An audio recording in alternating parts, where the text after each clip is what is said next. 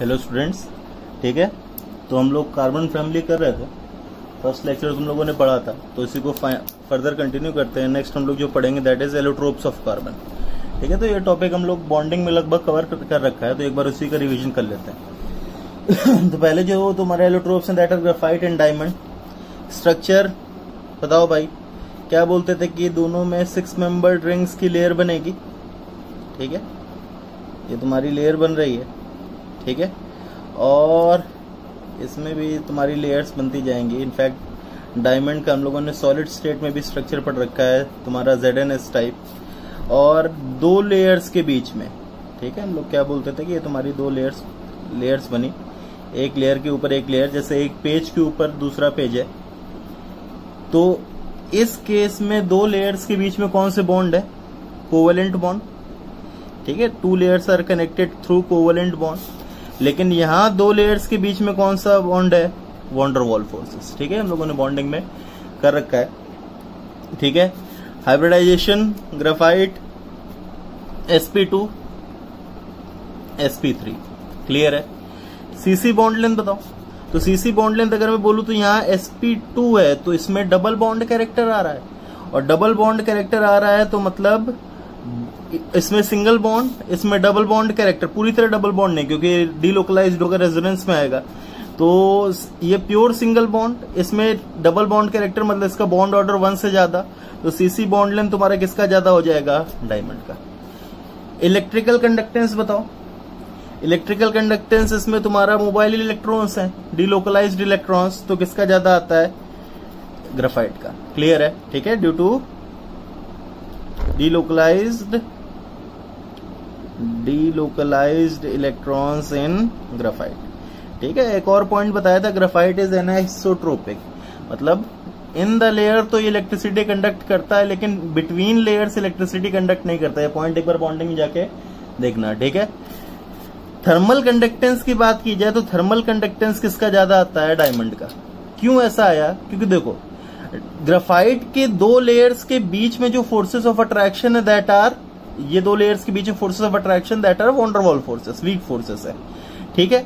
और डायमंड के बीच में 2 फोर्सेस ऑफ अट्रैक्शन है दैट आर कोवेलेंट बॉन्ड। तो मतलब फोर्सेस ऑफ अट्रैक्शन ज्यादा है तो लेयर्स पास पास होंगी, और फोर्सेस ऑफ अट्रैक्शन कम तो लेयर दूर दूर।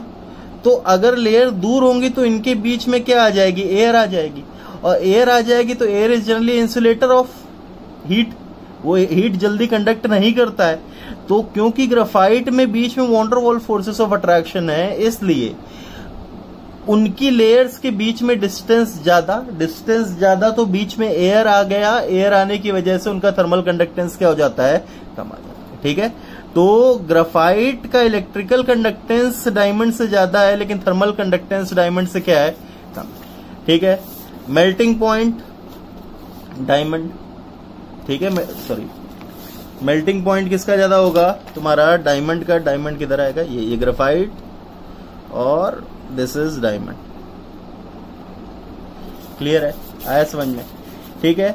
नेक्स्ट अगर तुमसे बोला जाए थर्मोडायनेमिक स्टेबिलिटी, तो तुम्हारा स्टैंडर्ड स्टेट ऑफ कार्बन कौन सी है? Graphite is the standard state of carbon, और स्टैंडर्ड स्टेट ऑफ कार्बन है मतलब this is the most thermodynamically stable state, ठीक है। तो थर्मोडायनेमिक स्टेबल स्टेट की स्टेबिलिटी सबसे ज्यादा किसकी आएगी? ग्राफाइट की। काइनेटिक स्टेबिलिटी ज्यादा किसकी आती है? डायमंड की। लेकिन ये पॉइंट हम लोग काइनेटिक्स के बाद करेंगे, इसका मतलब क्या है काइनेटिक स्टेबिलिटी का, ये हम लोग पॉइंट उसके बाद में देखेंगे। एक टर्म आता है डैंगलिंग वैलेंसी। डैंगलिंग वैलेंसी इसको हम लोग क्या बोलते हैं? जनरली फ्री वैलेंसी, ठीक है। तो ये पॉइंट ध्यान रखना कि dangling valency is present both in graphite and diamond, ठीक है। अब इस पॉइंट को एक्सप्लेन करने ध्यान दो। जैसे ग्राफाइट में तुम्हारा क्या है? तुम्हारा फ्री इलेक्ट्रॉन्स प्रेजेंट है, तो फ्री इलेक्ट्रॉन्स की वजह से इसमें फ्री वैलेंसी आती रहती है। लेकिन अगर डायमंड की बात की जाए तो डायमंड में कोई भी फ्री इलेक्ट्रॉन नहीं, चारों बॉन्ड्स फॉर्म है, हर एक कार्बन के 4-4 बॉन्ड्स फॉर्म है। लेकिन जनरली क्या देखा जाता है? एजेस पे जब जाओ, कार्बन के एज पे जो कार्बन होगा वो 4 बॉन्ड्स फॉर्म नहीं कर पाएगा, क्योंकि एज वाला का जैसे एज मतलब ये जैसे मान लो ये एज आ गया, तो इस वाले कार्बन के सिर्फ 3 बॉन्ड्स फॉर्म हो पाएंगे, और 3 बॉन्ड्स फॉर्म हो पाएंगे मतलब इसमें एक फ्री वैलेंसी आएगी। ठीक है, तो डैंगलिंग वैलेंसी ग्राफाइट में तो पूरे स्ट्रक्चर में प्रेजेंट है, लेकिन डायमंड्स में dangling valency is present at edges. ठीक है, आया समझ में? ठीक है, ग्राफाइट में पूरे स्ट्रक्चर में डैंगलिंग वैलेंसी है, लेकिन ग्राफाइट डायमंड में dangling valency is present at edges, सिर्फ एजेस में। तो ये कभी कभार पूछ दिया जाता है डैंगलिंग, क्या डायमंड में डैंगलिंग वैलेंसी है? तो है। ठीक है, आया समझ में? नेक्स्ट आता है fullerenes. Fullerenes generally different types of allotropes of carbon CN से रिप्रेजेंट करते हैं, where N can be from 20 to 550। N की वैल्यू 20 से लेके 550 तक हो सकती है। ठीक है, तो इनके बारे में डिफरेंट पॉइंट्स देखते जाओ फिर से। क्लोज पैक्ड स्ट्रक्चर, ठीक है, बकमिंस्टर फुलरीन्स C60 का बड़ा था। Football like structure, close packed structure होता था। ये पॉइंट ध्यान रखो, these are the purest form of carbon. तुमसे पूछा जाएगा which of the following allotrope is the purest carbon, तो डायमंड और ग्राफाइट तुम्हारे इम्प्योर फॉर्म होते हैं, कार्बन के प्योर फॉर्म नहीं होते हैं, दे आर इम्प्योर फॉर्म। जो तुम्हारा प्योरेस्ट फॉर्म ऑफ कार्बन है दैट इज फुलरीन्स। क्लियर है? आया समझ में? Next, dangling valency absent. Most important point तुम्हारा इसमें ये पूछता है। ठीक है, डैंगलिंग वैलेंसी कभी कभार पूछ देगा, ध्यान रखो, लेकिन मोस्ट ऑफ द टाइम्स तुम्हारा पूछेगा fullerenes are the purest form of carbon, dangling valency इसमें एब्सेंट होती है। क्लियर है?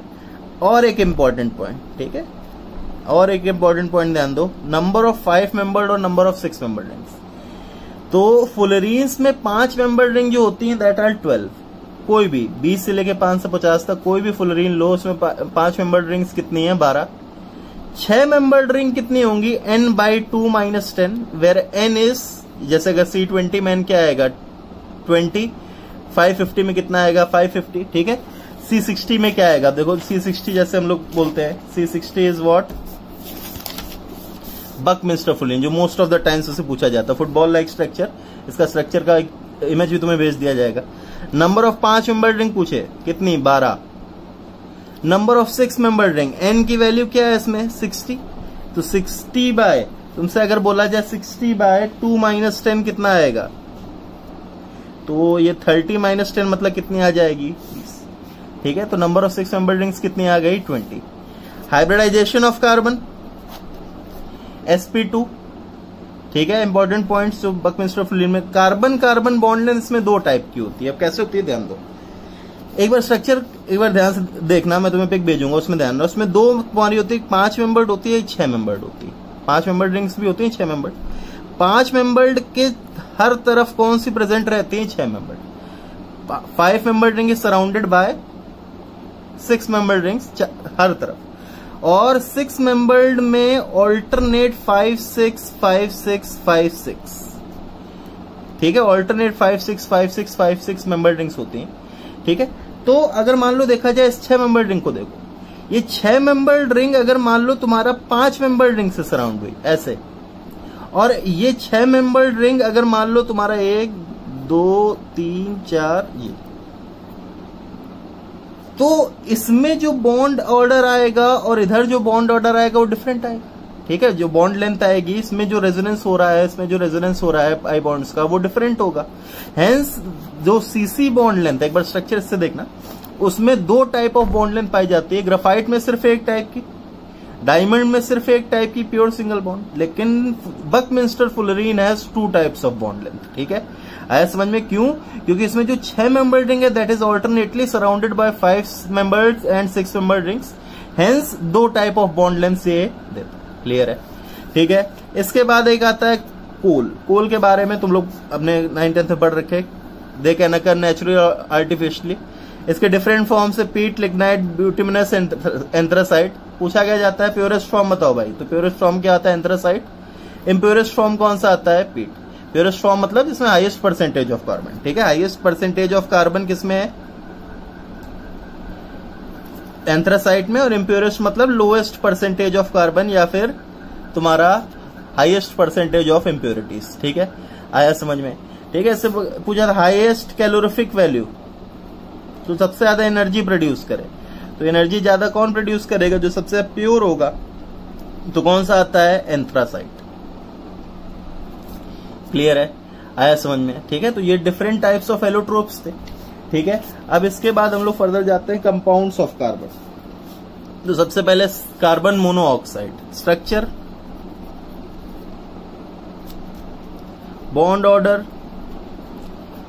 एमओटी डायग्राम इसका बनाया था 2 टाइप के, याद है? ठीक है, सीओ और सीओ प्लस में तुमसे कंपेयर कराया था एमओटी, एक बार ध्यान रखना। तुमसे क्या बोला था? इसका बॉन्ड ऑर्डर 3 होता है। इसका बॉन्ड ऑर्डर नॉर्मल एमओटी से गलत आता है, एक्चुअल में क्या आता है? 3.5। इसलिए बॉन्ड लेंथ जब हम लोग कंपेयर करते हैं तो बॉन्ड लेंथ किसकी ज्यादा आती है? CO.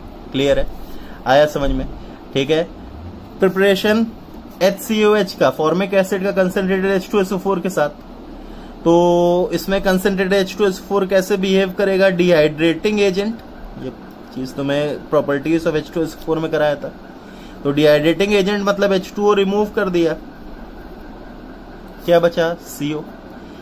Carbon plus oxygen limited क्या बना देगा? CO। अगर मैं carbon of in oxygen in excess बोलूं तो क्या बना देगा? CO2। ठीक है, तो मैं क्या बोलूंगा? By incomplete combustion of carbon तुम्हारा क्या बनता है? CO, और कंप्लीट कंबशन ऑफ कार्बन से क्या बनता है? CO2। ठीक है, आया समझ में? This is incomplete combustion, this is complete combustion. ये बताओ भाई, C प्लस H2O। ठीक है, जब हम लोग कार्बन को H2 स्टीम के साथ हाई टेम्परेचर पे तुम्हारा रिएक्ट कराएंगे तो ये क्या फॉर्म करता है? CO plus H2। This is known as water gas, और क्या भी बोलते हैं इसको? Syn gas. ठीक है, तो चीजें करा रखी, आया समझ में? C को जब एयर के साथ O2 प्लस N2 मतलब एयर का मिक्सचर, C को जब एयर के साथ रिएक्ट कराते हैं हाई टेम्परेचर्स पे, या फिर एयर को पास कराते हैं, कार्बन का एक बेड होता है, उसके कार्बन के बेड से ऊपर से क्या पास कराते हैं? Air at very high temperatures. तो ये क्या फॉर्म करता है? CO plus N2। This is known as what? Producer gas. This is known as what? Producer gas. ठीक है, नाम ध्यान रखना, वाटर गैस और syn gas. This is CO plus H2। CO plus N2 is producer gas. Clear है? It is, ये का form हो रही जब C को स्टीम से पास कराओगे हाई टेम्परेचर पे, ये जब एयर पास कराओगे कार्बन पे एट हाई टेम्परेचर। क्लियर है कि नहीं? क्लियर है। ठीक है, आया समझ में? प्रॉपर्टीज, सबसे पहले कलरलेस गैस। ठीक है, इसको कोई भी कलर नहीं होता है। ऑर्डरलेस, कोई भी स्मेल नहीं है। Highly poisonous. ठीक है, क्या बोला जाता है कि जब हम लोग excess of carbon monoxide inhale करते हैं तो ये क्या करता है? हीमोग्लोबिन के साथ कंबाइन करके क्या फॉर्म कर देता है? Carboxy haemoglobin. एक कॉम्प्लेक्स होता है carboxy haemoglobin, and it does not absorb oxygen. अब ऑक्सीजन की जगह क्या अब्सॉर्ब कर देता है? CO। ठीक है, हीमोग्लोबिन की कार्बन मोनोऑक्साइड से कंबाइन करने की टेंडेंसी O2 से ज्यादा है, हेंस ऑक्सीजन अब्सॉर्ब नहीं हो पाता, और ऑक्सीजन अब्सॉर्ब नहीं हो पाता तो द पर्सन डाइज। इसीलिए क्या बोला जाता है? अंगीठी जला के नहीं सोना चाहिए कमरे में। क्यों नहीं सोना चाहिए? क्योंकि अंगीठी जलाने पे इनकम्प्लीट कंबशन होगा कार्बन का, और इनकम्प्लीट कंबशन से CO निकलेगा, और वो CO का जब इनहेल करोगे तो हीमोग्लोबिन के साथ कंबाइन करने लगेगा instead of O2, and it is poisonous. ठीक है, ऑलमोस्ट इनसॉल्युबल इन वाटर। ठीक है, CO का याद रखो, तुमसे बोला था कि इसका नेट डाइपोल मोमेंट लगभग 0 होता है। ऑलमोस्ट, पूरी तरह नहीं, ऑलमोस्ट बहुत कम आता है।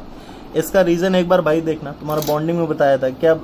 इसका रीजन एक बार ध्यान दो, एक बार बॉन्डिंग से खुद से देख के बताओ। क्या बताया था कि अगर मान लो इसमें इससे एरो बनाओ मोर इलेक्ट्रोनेगेटिव तो एक इधर जाएगा ऑक्सीजन की तरफ, लेकिन अगर मान लो तुमसे बोला जाए यहाँ पे फॉर्मल चार्ज बोलो तो तुम्हारा क्या डेवलप होता है? एक मिनट, फॉर्मल चार्ज अगर तुमसे बोला तो 4 में 3 यहाँ पे -1 डेवलप होता है, यहाँ पे +1 डेवलप होता है।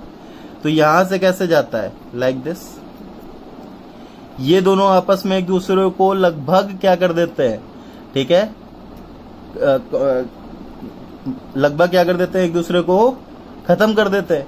तो इसका डाइपोल मोमेंट लगभग 0 है, तो ये ऑलमोस्ट नॉन पोलर होता है, और नॉन पोलर होने की वजह से दैट इज लगभग इनसॉल्युबल इन वाटर। ठीक है, ये पॉइंट ध्यान रखना। Net dipole moment of CO is almost 0। क्यों? क्योंकि इसमें जो इंडक्टिव इफेक्ट से बना जो डाइपोल है उसको कौन कैंसिल कर दे रहा है? तुम्हारा ये फॉर्मल चार्जेस की वजह से बना हुआ डाइपोल। नेक्स्ट, नेचर न्यूट्रल, ना ही एसिड के साथ रिएक्ट करेगा ना ही बेस के साथ। नेक्स्ट आता है पावरफुल रिड्यूसिंग एजेंट। ये बहुत ही स्ट्रॉन्गर रिड्यूसिंग एजेंट है। इसकी रिड्यूसिंग प्रॉपर्टीज हम लोग मेटलर्जी में जाके एक बार पढ़ेंगे। ठीक है, आया समझ में? इसको मेटलर्जी में जाके डिटेल में पढ़ेंगे, वहां ये तुम्हारा स्मेल्टिंग में यूज होता है। लेकिन अभी ध्यान रखो कि ये लगभग सारे मेटल ऑक्साइड्स को रिड्यूस कर देता है। All metal oxides can be reduced by CO except alkali metal oxides, alkaline earth metal oxides, Al2O3 और ZNO। ठीक है, ये लगभग सारे मेटल ऑक्साइड्स को रिड्यूस करेगा एक्सेप्ट कौन कौन से? Alkali, alkaline earth metal, Al2O3 और ZNO।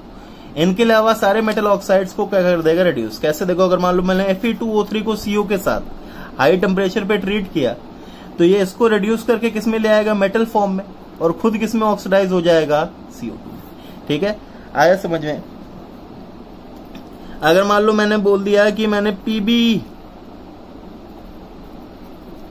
तो क्या करेगा? इसको रिड्यूस करके PB में और खुद किस में ऑक्सीडाइज हो जाएगा? CO2 में। ठीक है, नेक्स्ट, अगर ये रिएक्शन बोले जाए CO प्लस O2, तो कार्बन मोनोऑक्साइड को फर्दर ऑक्सीजन के साथ ट्रीट करोगे तो क्या बना देगा? ये CO2। CO प्लस Cl2, ये एक ध्यान रखना, this form COCl2, this is known as phosgene. ठीक है, तुम्हारे ऑर्गेनिज्म में रिएक्शन कही जाती है। Carbon monoxide combines with Cl2 in presence of sunlight to form COCl2। COCl2 का स्ट्रक्चर क्या होगा? ये। ठीक है, आया समझे? Forms phosgene. ठीक है, अब नेक्स्ट आता है इसका डिडक्शन। तो सबसे पहले it Burns with a blue flame, खुद कलरलेस है, ध्यान रखना। कार्बन मोनोऑक्साइड खुद क्या है? कलरलेस। लेकिन जब इसको बर्न करते हो तो it Burns with a blue flame. इसका जो फ्लेम वो होता है that is blue in colour.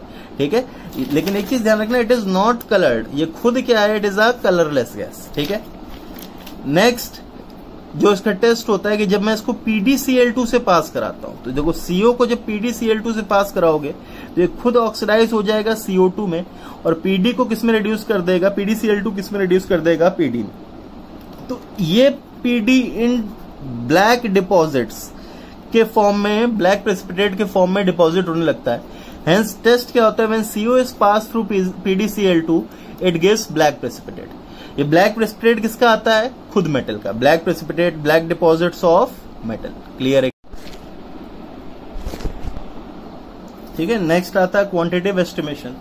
Quantitative estimation मतलब एक मिक्सचर, उसमें CO का कितना अमाउंट है ये तुम्हारा डिटेक्ट करना। ठीक है, तो इसके लिए हम लोग क्या करते हैं? CO को पहले I2O5 के साथ ट्रीट किया, तो I2O5 के साथ ट्रीट किया तो I2 प्लस CO2, इसने I2 में रिड्यूस कर दिया, खुद किसमें ऑक्सीडाइज हो गया? CO2 में। तो यहां मैं बोल सकता हूं equivalence of CO is equals to equivalence of I2। अब जो I2 लिबरेट हुआ उसको मैंने किससे ट्रीट कराया है? Sodium thiosulphate Na2H2O3। इसको हम लोग क्या भी बोलते हैं? हाइपो। हाइपो का हमें मोलैरिटी और वॉल्यूम पता है, हमें M1 मान लो, this is molarity of hypo, और V1 मान लो वॉल्यूम ऑफ हाइपो। तो यहां से क्या बोला सकता है? Equivalence of I2 is equals to equivalence of H2O3 2 minus. Clear है कि नहीं? क्लियर है, आया समझ में? तो क्या डायरेक्टली इक्वेट कर दोगे? इक्विवेलेंस ऑफ, क्या मैं ये लिख सकता हूं? एक बार खुद से बताओ, equivalence of CO is equals to equivalence of H2O3 2 minus. नहीं, क्योंकि n फैक्टर I2 का दोनों में क्या है? डिफरेंट है। क्लियर है कि नहीं? क्लियर है। इसलिए क्या करोगे सबसे पहले? ठीक है, अगर मैं बोलूं इसमें तुम्हें क्या करना पड़ेगा, तो यहां में क्या है? फर्स्ट इक्वेशन है equivalence of CO is equals to number of moles of I2 into, इधर I2 का n फैक्टर कितना? 0 से ये 2x माइनस प्लस 5 में गया, 0 से 5 मतलब 5 का चेंज, लेकिन 2 है तो number of moles of I2 into 10। तो number of moles of I2 कितना है? Equivalence of CO divided by 10। और सेकेंड इक्वेशन में बोलो equivalence of I2 is equals to equivalence of H2O3 2 minus है। Equivalence of I2 is equals to equivalence of H2O3 minus. तुम बोल सकते हैं number of moles of I2, यहाँ I2 का इनफैक्टर कितना, 0 से -1, कितने का चेंज, 1 का, लेकिन 2 है तो 2 is equals to equivalence of H2O3 minus. तो number of moles of I2 कितने आए, equivalence of H2O3 minus divided by 2। तो यहां से तुम्हारा क्या आ जाएगा, नंबर ऑफ मोल्स इक्वेट करोगे तो equivalence of CO divided by 10 is equals to equivalence of H2O3 minus divided by 2। Clear है कि नहीं क्लियर है।